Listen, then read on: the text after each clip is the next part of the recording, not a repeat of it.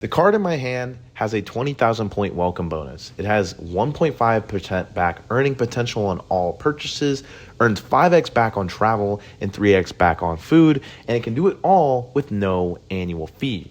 The card I'm talking about is the Chase Freedom Unlimited. It's a plastic card that came out in its current form in September of 2020 alongside the Chase Freedom Flex, which I will talk about later in the video. The card boasts a 0% APR for the first 15 months of having it, which could prove useful for someone who's potentially looking to do a balance transfer, or you're looking to consolidate some of your high interest payments into a low interest welcome offer. Typically, I like to use my credit cards as a debit card and not carry a balance month to month, as that can be potentially harmful if you do not have enough capital to cover that. I just think it's interesting to note, as that's a feature that comes stock with the card. When it comes to points and cash back, this card has a very generous 20,000 point welcome bonus after you spend $500 in the first 3 months, or just over $160 per month, which is very easily attainable. What I did for it is I booked a hotel in the city, so I got 5x points on that for me and my friends over the weekend, and I was able to get $500 hit very easily over a 3-day weekend period. So if you're looking for ways to hit your welcome bonus, leveraging purchases of other people like your friends and family is a great way to do so. The thing I like the most about Chase, especially compared to Amex, is that it's going to help you keep track of your progress towards that welcome bonus. The Amex Platinum and the Amex Gold are very vague about it, as they want you to sometimes spend more money than you might need to hit that welcome bonus, which can create some less than ideal spending habits. But Chase is very clear and transparent about how close you are to getting that welcome bonus, how much more you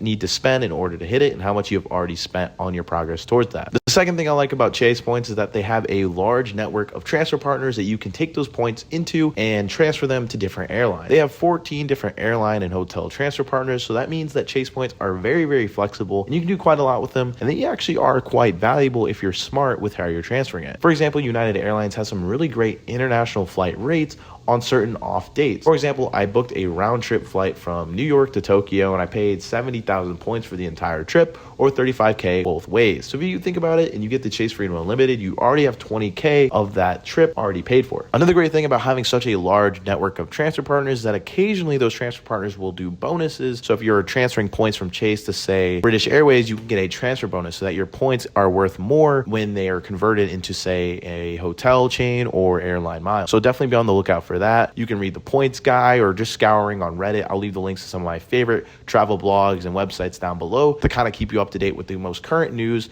in the travel hacking space, so that way you know when the transfer bonuses are occurring and get the most value out of your Chase points. So I would say if you're looking at the travel hacking space, this is one of the best credit cards that you can start with, because 1, you have no annual fee, and 2, you have the ability to transfer it to such a large variety of transfer partners with a pretty generous welcome bonus that isn't very hard to attain. Another great thing I like about this card is that you're earning 5x back on travel related purchases like flights and hotels, and 3x back on food. Typically that's only something advertised by very high-end cards like the Chase Sapphire Reserve and the American Express Platinum card. But this card has it all in the package for no annual fee, which is great. But the main reason I love this card and why it's one I find myself using more often than any other card in my wallet is the fact that it's earning 1.5 on every single purchase. That means that purchases that don't fall into that category of travel or food, such as clothing or online shopping, I'm able to get bonus cash back, that 1.5 versus 1% back that I would normally get for those purchases, say with my Amex Platinum or my Amex Gold. So it really comes in handy in covering all those purchases that I wouldn't normally be able to get with other cards. So I really love it because it's covering a wide array of different categories that I normally couldn't cover with the other cards in my wallet. Personally, what I like to do is activate Rakuten when I'm doing online shopping, and then use this card to actually make the final purchase. So I'm earning 1.5% back in Chase points, but I'm also earning a little bit of bonus cash back in Amex points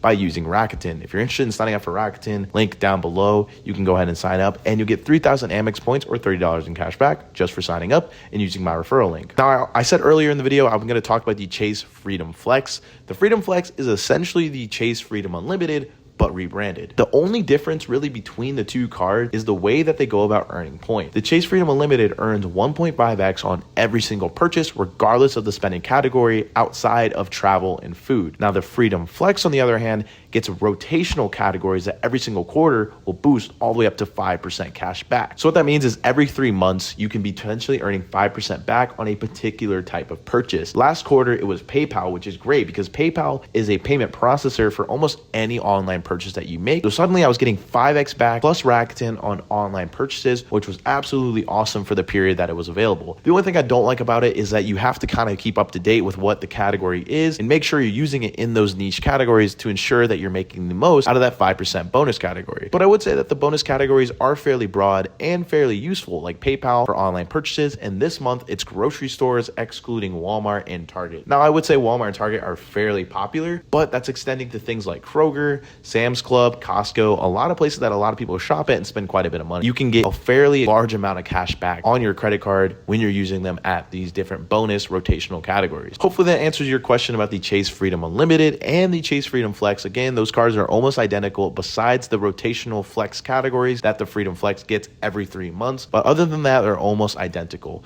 If you're interested in signing up and you have any questions about getting approved, it's really not that hard. I would just say you want to have a good, solid credit history of anywhere from 3 to 6 months, potentially even on the year end, and have a decent amount of payment history in terms of having no late payments, no missed payments, just showing that you're responsible with your credit card. They don't really care as much about your income. They just care more about your ability to pay on a consistent basis. If this is the video that helps make your decision to apply for these cards, you can use my link down below. That'll help support me as a creator to make more awesome content like this for you guys. If you found this video informative, please leave a like and subscribe and share with a friend who is also looking at credit cards and might, want to have the Chase as an option in their wallet. Like always, thank you so much for watching. I'm your mentor of credit, and I'll catch you guys in the next video.